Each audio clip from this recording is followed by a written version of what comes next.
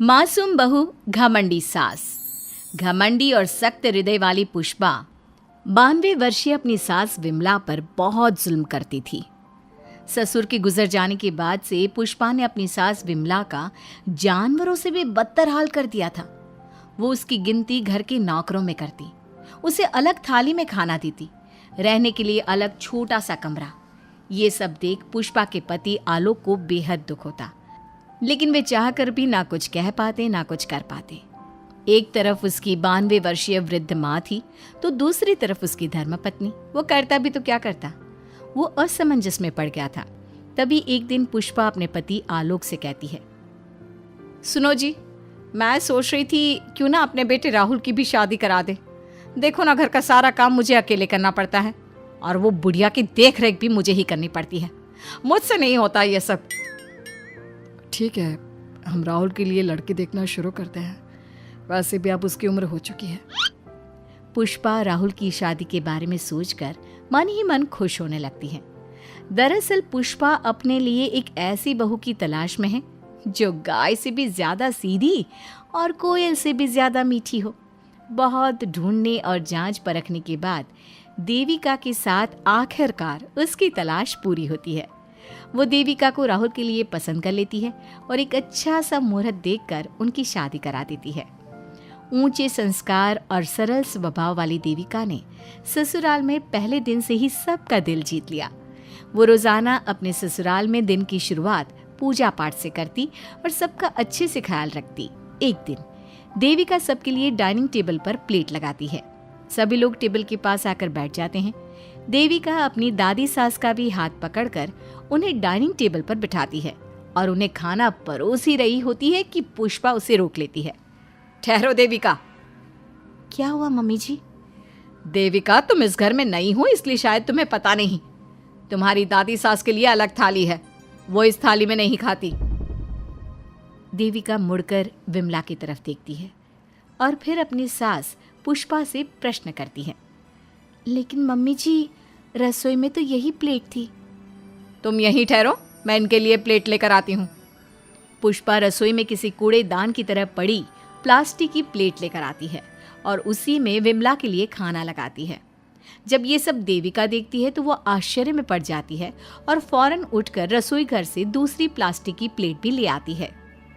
अरे बेटा, ये दूसरी थाली तो किसके लिए लाई है? देविका मासूमियत के साथ जवाब देती है, आपके लिए मम्मी जी। हाँ, मेरे लिए? पर क्यों? माँ जी, जब आपने अपनी सास यानी मेरी दादी सास को प्लास्टिक की प्लेट में खाना लगाया तो मैं समझ गई कि यह ज़रूर आपके घर की कोई परंपरा होगी, इसलिए मैं आपके लिए भी ये प्लास्टिक की प्लेट ले आई।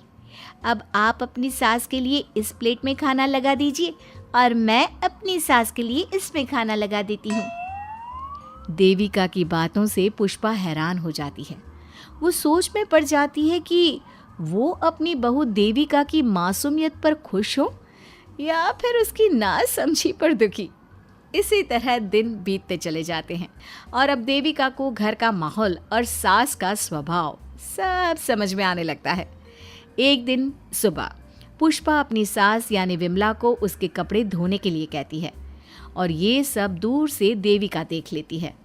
उसके कुछ ही समय बाद देविका आती है और अपनी सास पुष्पा से कहती है, मम्मी जी, मैंने घर का सारा काम कर लिया है। कपड़े, बर्तन, झाड़ू, पोछा सब लगा लिया है। अब मैं आपके पैर दबा देती हूँ। अरे लेकिन बेटा, तूने कपड़े नहीं धोए?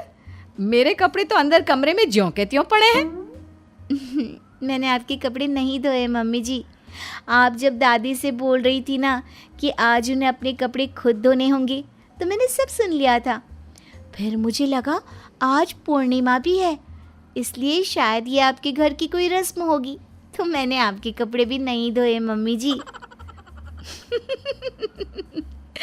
देविका की बातें सुनकर पुष्पा अपना सर पकड़ लेती है और मन ही मन कहती है, ये तो ज़रूरत से कुछ ज़्यादा ही सीधी है। अब क्या करूं मैं इसका? इस बुढ़िया ने मुझे परेशान करके रख दिया है। एक तरफ वो ज़रूरत से ज़्यादा सीधी मेरी बहू, जो मेरी हर हरकत को इस घर का रिवाज समझ लेती है, और दूसरी तरफ ये बुढ़िया जो रोज अपना बिस्तर गंदा कर देती है। आए बुढ़िया, अब कौन करेगा ये बिस्तर साफ? बाहर से नौकर बुलाने पड़ेंगे क्या? चल जल्दी से अपना बिस्तर साफ कर, गंद मचा कर रखा है। बहू, तू ऐसा क्यों कहती है? मैंने तेरा क्या बिगाड़ा है? मैंने तो कभी तुझसे ऊंची आवाज में बात तक नहीं की, पर तू मुझसे इतनी नफरत क्यों करती है? तभी वहां आलोक, देविका और उसका पति आ जाता है। क्या हुआ पुष्पा, तुम माँ पर ऐसे क्यों चिल्ला रही हो? अरे देखो ना अपनी माँ को, इस बुढ़िया ने अपने बिस्तर का क्या हाल कर रखा है। कितनी बदबू आ रही है इस बिस्तर से, किसी काम की नहीं ये बुढ़िया। आप एक काम क्यों नहीं करते, इस बुढ़िया को वृद्धाश्रम क्यों नहीं छोड़ आते? आलोक ये सुनकर परेशान हो जाता है। वो मन ही मन अपनी माँ से अपनी गलतियों की माफी तो मांगता है, लेकिन जुबान से कुछ नहीं बोलता। बहू, ऐसा मत कर बेटा, तू जैसा बोलेगी मैं ठीक वैसा ही करूँगी। मैं अभी इस बिस्तर को साफ कर देती हूँ, पर प्लीज मुझे इस घर से मत निकाल। ये घर मेरे पति की आखिरी निशानी है। मैं अपनी अंतिम सांस तक इसी घर में रहना चाहती हूँ। माँ जी, दादी सास का बिस्तर मैं साफ कर दूंगी और अब से आपको कोई शिकायत का मौका भी नहीं दूंगी। आप प्लीज दादी को वृद्धाश्रम मत भेजिए। हाँ माँ, दादी को रहने दीजिए ना यहीं पर, उनके बिना ये घर बिल्कुल अच्छा नहीं लगेगा। देखो बेटा, इनका जाना जरूरी है, अब इनकी उम्र हो चुकी है, इसलिए अब इन्हें अपनी बाकी की जिंदगी वहीं बितानी पड़ेगी। इतने में देविका वहां से चली जाती है और कुछ ही मिनट बाद एक बड़ा सा बैग लेकर वहां पहुंच जाती है। देविका के हाथ में बैग देखकर सब अचंभे में पड़ जाते हैं। अरे देविका, तुम ये बैग कहाँ से लाई? तुम कहीं जा रही हो क्या? माँ जी ने अभी तो बोला थोड़ी देर पहले कि अब उनकी सास बूढ़ी हो चुकी हैं और उनकी असली जगह वृद्धाश्रम में ही है, तो मैं ये दूसरा बैग उनके लिए भी ले आई। वो क्या है ना, उम्र तो अब मम्मी जी की भी हो चुकी है, कल तो जाना ही है। इससे अच्छा अभी चली जाएंगी तो दादी सास को भी एक सहारा मिल जाएगा। क्या? क्यों बहू, तू मुझे वृद्धाश्रम भेजेगी हैं, अपनी सास को? मम्मी जी, अगर आप इस परंपरा का पालन करेंगी तो मुझे भी तो इस परंपरा का पालन करना पड़ेगा ना। मैं बिल्कुल आपकी तरह बनना चाहती हूँ। मेरी माँ कहा करती थी, ससुराल में बिल्कुल अपनी सास के नक्शे कदम पर ही चलना। जैसा वो करें और जैसा वो रहे, ठीक वैसा ही रहना। तभी मैं एक अच्छी बहू बनने में कामयाब हो पाऊंगी ना सासू माँ। देविका की ये बातें सुनकर पुष्पा की आंखों में आंसू आ जाते हैं। देविका की बातों में उसे मासूमियत के साथ साथ आज बहुत सी चीजें सुनाई देती हैं, जो चीख चीख कर बताती है कि वो आज तक कितना गलत करते आई हैं। बेटा, तूने तो मेरी आंखें खोल दी।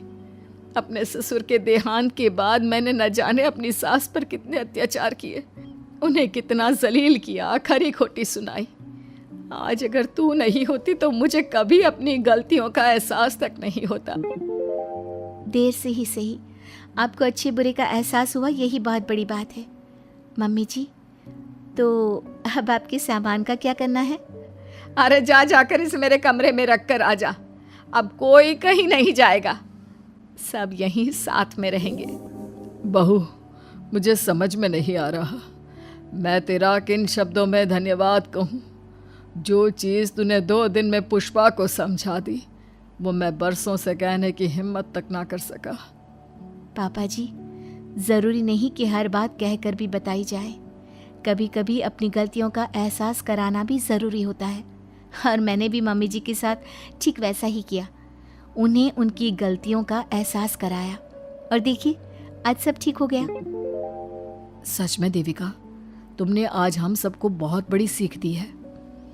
अब पुष्पा सुधर जाती है और घर की पूरी जिम्मेदारी देविका को सौंप देती है, और अब उनका परिवार एक सुखी और समृद्ध परिवार की तरह रहने लगता है।